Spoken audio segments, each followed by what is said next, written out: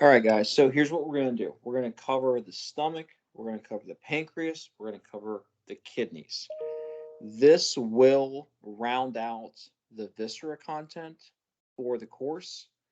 As I stated in class, we're going to start covering the pelvis this coming Monday. All right, so make sure that you read the readings. Okay, make sure you're looking at grays. Make sure that you're looking at all of the material that surrounds the GI and the viscera, because this is going to be the last stuff that we cover until we start the pelvis on Monday. Okay, so the first thing we're going to do is we're going to do the stomach.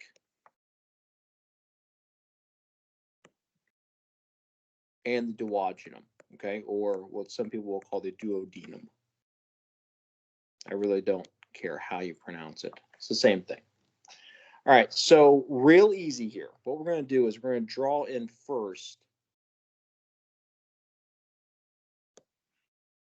the esophagus. Okay, so E is going to be for esophagus.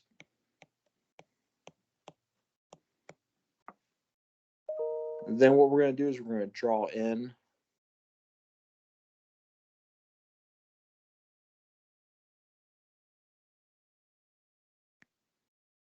our different pieces and parts of the stomach. So kind of up here, I'm going to draw a little hatched line here. This part up top is going to be the fundus.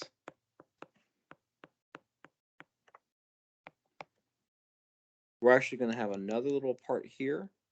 It's going to be called the cardia.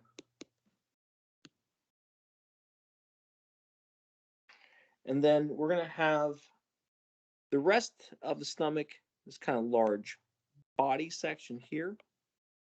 Pretty nice and easy. And then we're going to have something down here, which I'm going to write PA. Okay, PA is going to be the pyloric antrum.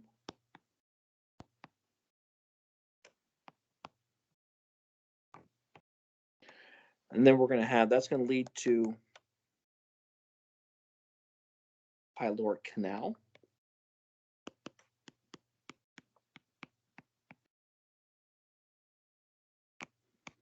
And then from there, it's going to go down into the duodenum. Okay, so I'm going to draw the duodenum in a different color, just so you know it's separate from what the stomach is.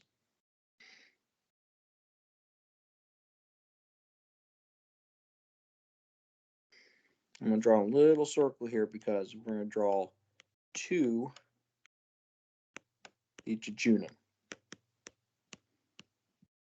Okay, so the duodenum, okay, so this whole section here is going to be the duodenum.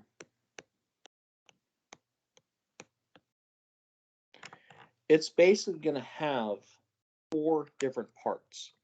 And depending on the textbook, they're either called 1, 2, 3, and 4. Or sometimes what you can see is that sometimes they're called superior, descending, horizontal. Again, I'm not going to get that picky because as long as you know that the duodenum has different parts, those parts are essentially named for what they are, what they look like. You know, it kind of says what it is what it says, right? Like a lot of other things in anatomy. Then I'm not going to get that terribly picky, especially in the context of the course that we're in. So one structure that is really important here, and I'm going to draw it in here in green, is going to be something called the Bedular duodenal pillar. So we're going to draw in a little circle here with kind of this thing kind of coming out.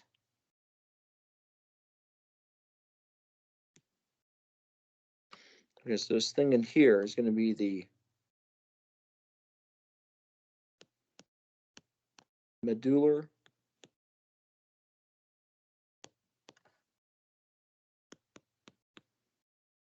duodenal pillar. Now, the reason this is important is because I'm going to draw a big hatched line here because this structure, if we draw a big hatched line in here, everything superior to this medular duodenal pillar is going to be a foregut structure. Everything inferior is going to be a midgut structure. So, like we talked about in class, there's a big difference between my foregut and my midgut, right? So my foregut gets blood supply mostly from the celiac trunk. You know, we're going to talk about the pancreas here in a little bit. The pancreas is kind of a weird structure because it gets both celiac trunk blood supply and superior mesenteric artery blood supply. But really kind of that line of demarcation, that landmark, if you will, like we've talked a lot about landmarks so far, the landmark between the foregut and the midgut is going to be that medular or medular duodenal pillar. Okay, so that's really important to know. A couple other large landmarks that I'm going to see here on my stomach. I'm going to have a greater curvature.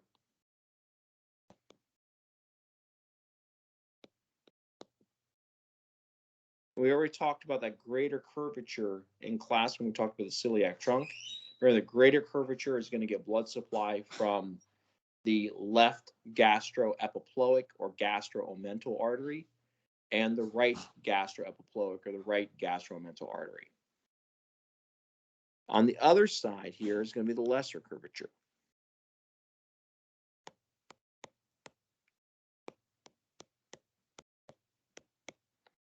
Lesser curvature is going to get blood from the left and right gastric arteries. Okay, so again, very, very important to know. Outside of this, what we're going to do is I'm going to kind of draw in the greater and lesser omentums, just so you kind of know where those are, because it's a little difficult when you're looking at that anterior to posterior or kind of head-on view. So if you kind of draw this kind of big hatched line here, this whole guy here is going to be my greater omentum.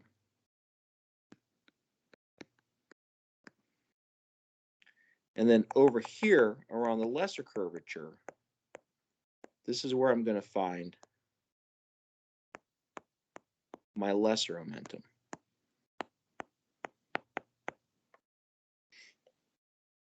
So the greater omentum is going to have a few different kind of large ligaments to it. Those large ligaments are going to be basically just kind of connective tissue to hold this stomach in place. Like we talked about, a lot of the system, the omentum system, the mesenteric system, just kind of holds all the organs in place so they're not sloshing around all over the place, right? So 3 big ligaments I'm going to see here coming off my greater omentum. I'm going to see something called the Gastrocolic Ligament, okay, and that's actually going to attach my stomach to my colon, specifically the transverse colon. I'm also going to see something. I'm going to draw this way up here, but this is coming off the greater omentum. So in fact, let me erase that line there. So it's coming off the greater omentum. I'm going to have something called the Gastrodiaphragmatic Ligament. Okay, so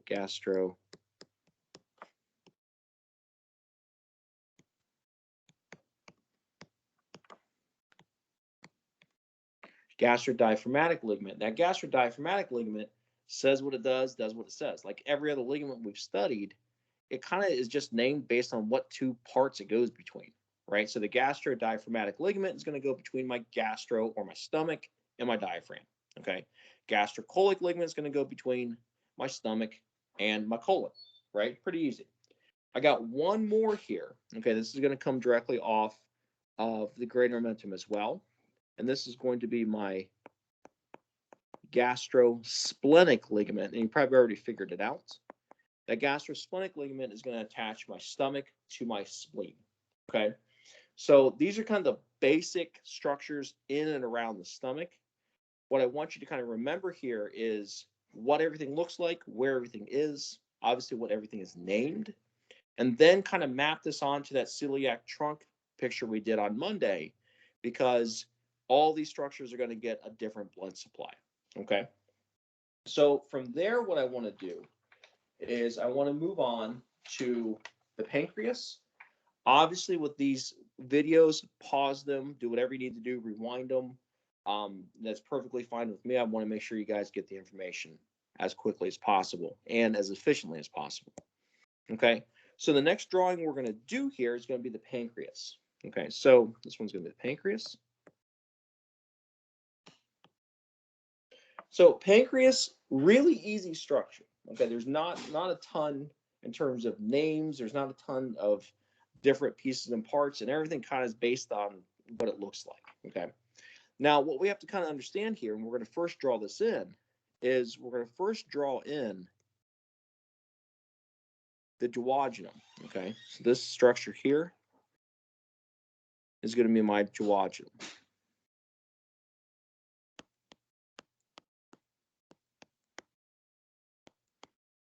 And the reason we're going to draw that duodenum in is because the pancreas is going to sit in this recess of the duodenum. Okay, so what happens here is we're going to draw in basically this kind of large structure like this. And this guy is going to be my pancreas. Okay.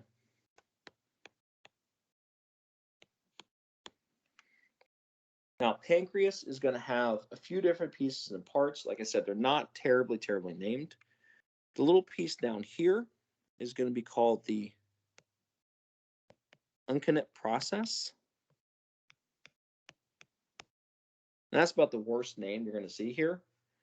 Over here, I'm going to have the head of my pancreas. Then I'm going to have my neck, which is going to be over here. The body. And then the thing that looks like a tail is going to be called the tail. That easy. So that's kind of the basic surface anatomy of my pancreas. Now, remember, like I said, pancreas is a weird structure. Part of the blood supply comes from the foregut and the celiac trunk. Part of the blood supply comes from midgut, superior mesenteric artery. Also, the pancreas, part of it is intraperitoneal and part of it's retroperitoneal, right? So the tail kind of sits retroperitoneal, the rest of it kind of sits intraperitoneal. It is a very odd structure, okay? So big things to remember here and big things to note on my pancreas are going to be, number one, I'm going to have kind of this large pancreatic duct, okay? Because what we're going to have to think about is, how does my pancreas get insulin into the bloodstream? Okay, so a large part of that is going to be through the pancreatic duct. The pancreatic duct is going to be kind of right down the middle here. Okay, so this guy's going to be my pancreatic duct. And then the pancreatic duct is actually going to split into two different branches. They're going to be called the main branch and the minor branch. So down here is going to be my main branch, and up here is going to be my minor branch. What's going to happen here is this main branch is actually going to kind of feed into the duodenum, okay? The next thing I'm going to see here, okay, and this is actually going to hook in as well, and this is actually going to get into a little bit of the venous system as well, is I'm going to have my common hepatic duct, which is going to kind of come posterior. Okay, so we kind of draw this guy in.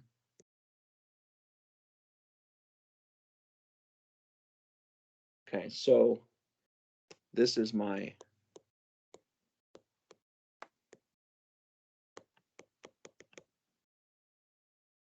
here's my common hepatic duct.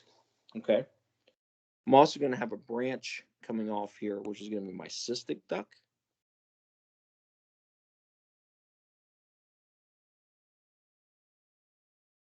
So this guy here is going to be my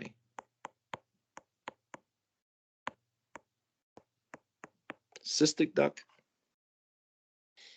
And then I'm actually going to see this whole system kind of go posterior kind of like that. Okay. So within the context of this course, that's about all we need to know for that.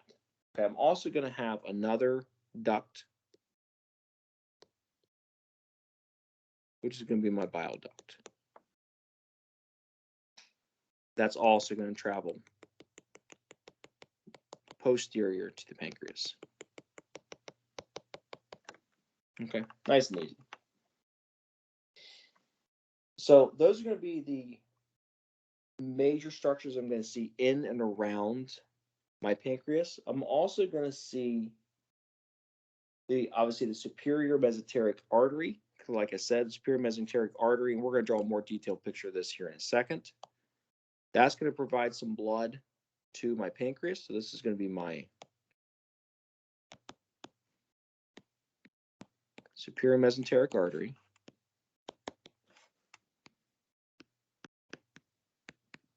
And then I'm also going to have right next to it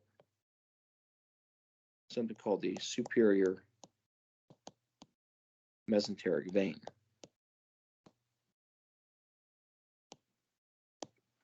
Good, nice and easy. I'm also going to have in this area my inferior mesenteric vein, and that is going to actually drain into something called the splenic vein. Okay, so over here, I'm going to draw this in. This is going to be my inferior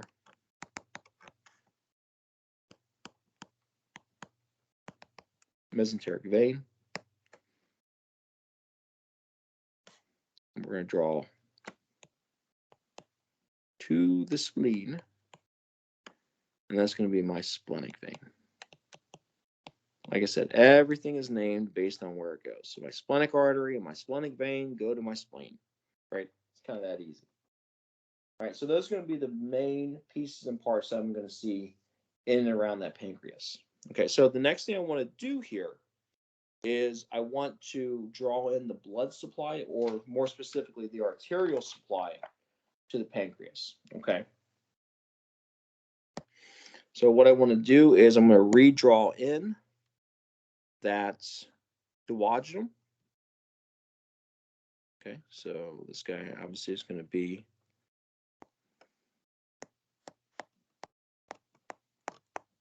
here's my duodenum, and then I'm going to draw in my pancreas one more time.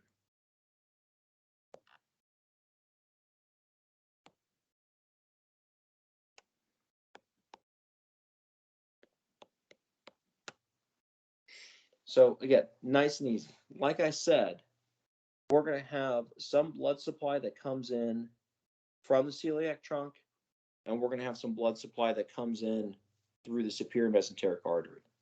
What I'm first going to do is I'm going to draw in my opinion, the easier one, which is going to be the superior mesenteric artery. Okay, so we kind of draw this in, and this being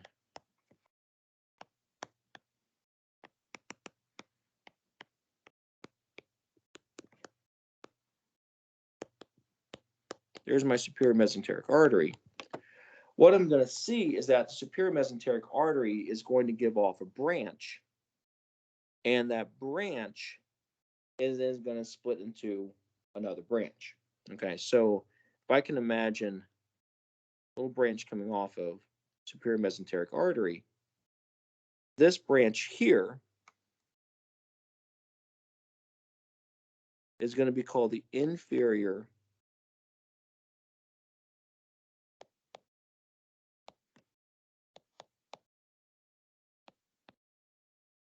Pancreaduodenal artery, or Pancreatico-duodenal artery, excuse me.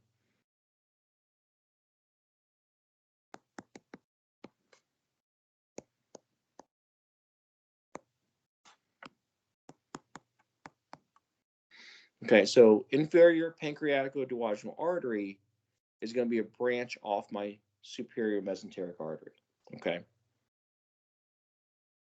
And that inferior Pancreatico-duodenal or Pancreatico-duodenal artery is going to have an anterior branch, and then it's also going to have a posterior branch. The anterior branch is going to stay on the anterior side of the pancreas. The posterior branch is going to stay on the posterior side of the pancreas, right? So that's going to be one main source of arterial flow into my pancreas. The other source of arterial flow is going to come from the celiac trunk. I'm going to draw that in a different color, simply to just make the picture look, for lack of a better term, a little cleaner, okay? So what we can remember is that I'm going to have this celiac trunk. Right, you guys remember that one. That's going to branch off about T12. Remember that superior mesenteric artery is going to come out about L1. So celiac trunk, as we remember, is going to have a few different branches coming off of it. Okay, remember we're going to have that splenic branch, okay, or splenic artery. Well, the thing with the splenic artery, and we did not draw this in the other picture, is that the splenic artery on its way to the spleen is not only going to give off those short gastric arteries, it's also going to give off two arteries into the pancreas. It's going to give off something called the dorsal pancreatic artery,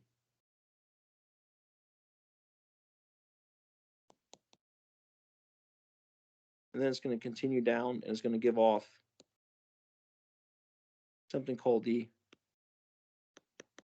greater pancreatic artery.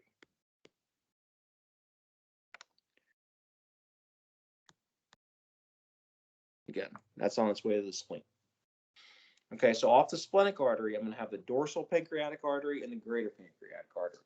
Okay, so splenic artery is going to provide one major source of blood to my pancreas. The other main source of blood that's going to go to the pancreas, is going to actually come off this common hepatic artery, which we drew on Monday. So I'm going to draw that in a whole different color here. Okay, so remember we have this common hepatic artery.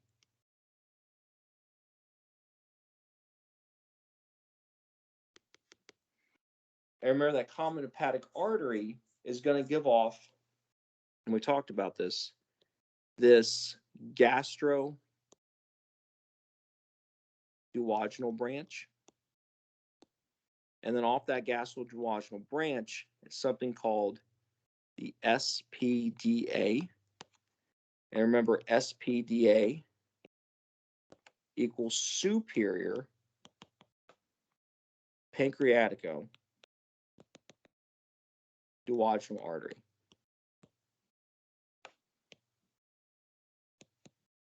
And that superior pancreatico-duodenal artery is actually going to follow a very similar pattern to the inferior pancreatico-duodenal artery. So believe it or not, I'm going to have an anterior branch, and then I'm going to have a posterior branch. Now, the really cool thing here is that the anterior branch and the anterior branch are going to anastomose. Okay. Also, the posterior branch and the posterior branch are going to anastomose. Okay. So if I'm looking at my SPDA, okay, so my SPDA has an anterior branch and a posterior branch. My inferior, my IPDA, has an anterior branch and a posterior branch. Posterior branch is going to anastomose with posterior branch. Anterior branch is going to anastomose with anterior branch. Now, the big thing you have to remember here is that the superior pancreatico-duodenal artery comes off the common hepatic artery, okay, or comes off the gastroduodenal artery, right, which is a branch of the common hepatic artery. Inferior pancreatico-duodenal artery is going to come off the superior mesenteric artery. So this is actually a pretty cool system, in my opinion, because I can have damage to my celiac trunk. I could still get some blood through the superior mesenteric artery system. On top of that, if I have damage to my superior mesenteric artery, I can still get blood to my pancreas through the celiac trunk. Okay, so big things to remember here.